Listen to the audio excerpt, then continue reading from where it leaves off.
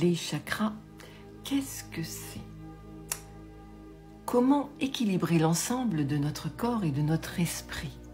Pourquoi faut-il stimuler les chakras? Et en quoi consiste cette pratique énergétique que je conseille à tout le monde? Restez bien sur cette vidéo, je vais essayer de tout vous expliquer. Les chakras, ici il y en a 7, sont situés le long de la colonne vertébrale. Ce sont des centres d'énergie subtils, des roues qui régulent notre santé physique, mentale et émotionnelle.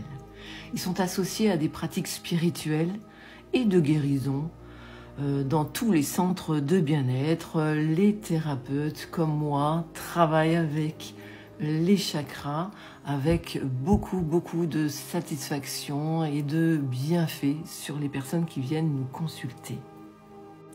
Donc comme je vous disais, ils sont situés le long de la colonne vertébrale sur des zones précises de notre corps, allant du sacrum au sommet de la tête. Nous en avons besoin pour vivre car ils jouent un rôle sur notre bien-être, que ce soit physique ou même émotionnel. Les chakras relient entre eux les différents canaux d'énergie et font circuler notre énergie vibratoire au niveau des différentes parties de notre corps physique.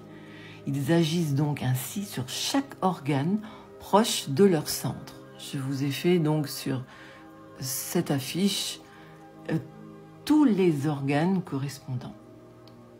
Chaque chakra correspondant a une glande principale et une partie de notre corps. Ils forment en quelque sorte un lien indispensable entre notre corps physique et notre esprit qui est notre centre émotionnel. Il est donc important de connaître le chakra concerné par le problème physiologique ou psychologique pour lui apporter l'énergie nécessaire pour augmenter les chances de guérison. Les 3 premiers chakras, le racine, le sacré et le solaire, sont en rapport avec les énergies physiques, le corps, la matérialité. Les 3 chakras supérieurs, la gorge, le frontal ou le 3e œil, ou la couronne, ou encore appelée coronale, sont en rapport avec l'intuition, les facultés extrasensorielles, les énergies subtiles et spirituelles. Le 4e, donc le cœur, fait le lien entre les 3 chakras inférieurs et les 3 chakras supérieurs. En tout premier lieu, le racine. Il gère nos besoins physiologiques élémentaires comme boire et manger. Ce chakra nous relie à la terre et nous donne notre force, notre enracinement. Si nous vivons dans le calme, dans le respect de nos émotions et nos besoins corporels, tout va bien, ce chakra est équilibré. Par contre, si nous avons un comportement agressif, nous sommes devenus intolérants alors que nous ne l'étions pas en règle générale, nous aurions intérêt à équilibrer notre chakra racine car cela pourrait nous conduire à l'épuisement. Alors que ce premier est plutôt de la couleur rouge, ou encore toutes les couleurs un petit peu sombres en général, le 2e chakra, le sacré, qui est localisé entre l'os pubien et le nombril, on lui associe la couleur orange. Il est donc le centre de l'énergie sexuelle, il est associé également à notre énergie créative, il joue un rôle dans les relations sociales, y compris les jeux de pouvoir, la séduction, la persuasion et le désir en général. Donc ces thèmes seront, vous aurez compris, la sensualité, la compassion, l'expression créative et le plaisir. Lorsqu'il est équilibré, nous sommes capables de gérer nos émotions et nos impulsions, et en particulier dans nos interactions avec autrui. En revanche, un déséquilibre de ce chakra peut entraîner la jalousie, l'anxiété, et nous pousse par exemple à nous comparer fréquemment. Le troisième chakra, le chakra solaire, est de couleur jaune. Il peut être brun également. Situé à quelques centimètres au-dessus du nombril, cette fois-ci, ce chakra est associé à la volonté personnelle, à l'estime de soi et à la confiance en soi. Lorsqu'il est équilibré, il peut aider à libérer l'énergie créative, à favoriser la prise de décision et à augmenter la confiance en soi. Cependant, si ce chakra est bloqué ou déséquilibré, il peut causer des problèmes tels que des sentiments de peur, d'insécurité et de manque de confiance en soi.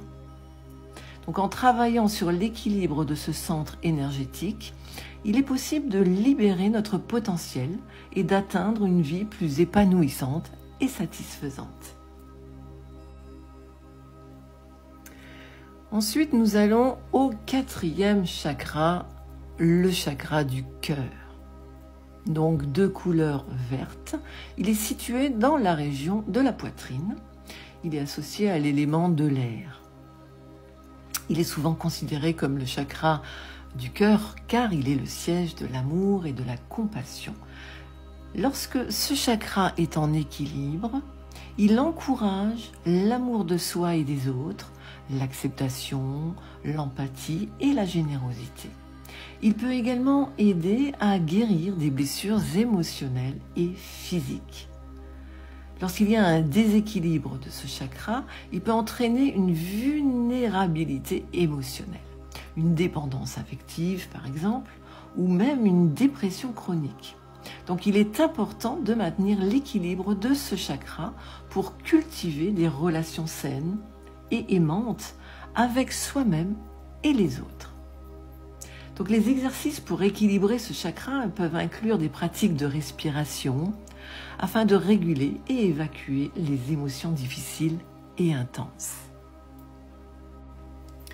Nous arrivons ensuite au chakra de la gorge et comme son nom l'indique, il est situé au niveau de la gorge et ce chakra est de couleur bleue. Il est le centre de la communication, de l'expression de soi. Donc il est lié à la parole, à l'écoute et à la capacité à communiquer clairement et efficacement avec les autres. Ce chakra favorise l'ouverture d'esprit, l'écoute active et la capacité à exprimer ses idées et ses sentiments avec confiance et clarté. Lorsque ce chakra est bloqué, nous pouvons souffrir de timidité excessive, de bégaiement, d'anxiété sociale ou d'un manque de confiance en soi. En travaillant son équilibre, nous pouvons améliorer nos relations avec les autres, renforcer notre confiance en nous et trouver une plus grande clarté dans notre vie. Le sixième chakra, c'est le troisième œil de couleur indigo, un bleu très foncé. Il est considéré comme le centre de la perception, de la connaissance et de l'intuition. Donc, lorsque ce chakra est équilibré, nous possédons une grande clarté mentale, une forte intuition, une grande capacité à prendre des décisions éclairées. Nous sommes capables également de voir les choses sous un angle plus large et de comprendre les implications à long terme de nos actions. S'il est déséquilibré, nous pouvons souffrir de confusion mentale, de maux de tête et d'un manque de perspective. Nous pouvons également avoir du mal à nous concentrer ou à prendre des décisions. Et au sommet de la tête se situe le septième, le coronal ou le chakra couronne. Ce chakra est associé à notre connexion spirituelle avec l'univers, à la conscience pure, l'intelligence supérieure, à la spiritualité. Donc il est tout au-dessus de la tête. Lorsqu'il est ouvert et équilibré, nous pouvons éprouver un sentiment de paix intérieure, de compréhension, de clarté mentale.